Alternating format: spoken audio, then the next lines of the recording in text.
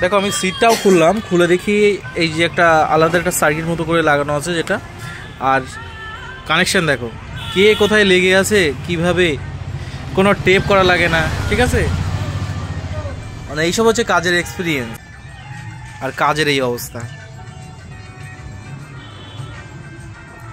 এটা হচ্ছে কাওয়াসাকি যেটা বক্সার 115, যেটা ব্যাটারিতে চার্জ হচ্ছে না, যখন চার্জ দিয়ে লাগানো হচ্ছে যতক্ষণ চার্জ থাকছে ততক্ষণ কাজ হচ্ছে, হর্ন টর্ন সব ঠিকঠাক বাজছে, বাকিটা ডাউন হয়ে যাচ্ছে। ডাউন হওয়ার কারণ ব্যাটারি চার্জ না হলে তো ব্যাটারি ডাউন হবেই, একটা সময় পর্যন্ত চার্জ থাকে, তারপর আপনি ডাউন হয়ে যাবে, ড্রেন হয়ে যাবে। আমি যদি হর্ন টর্ন বা লাইট যেহেতু এলইডি লাইট লাগানো আছে তো অবশ্যই ড্রেন হবে যদি চার্জ না হয়। আর এইরকমভাবে করে রাখলে কে কোথায় টাচ হয়ে বডির সঙ্গে শর্ট হয়ে যাবে ব্যাটারি এবং চার্জও হবে না, নানান তার সমস্যা দেখা দিতে পারে, ঠিক আছে।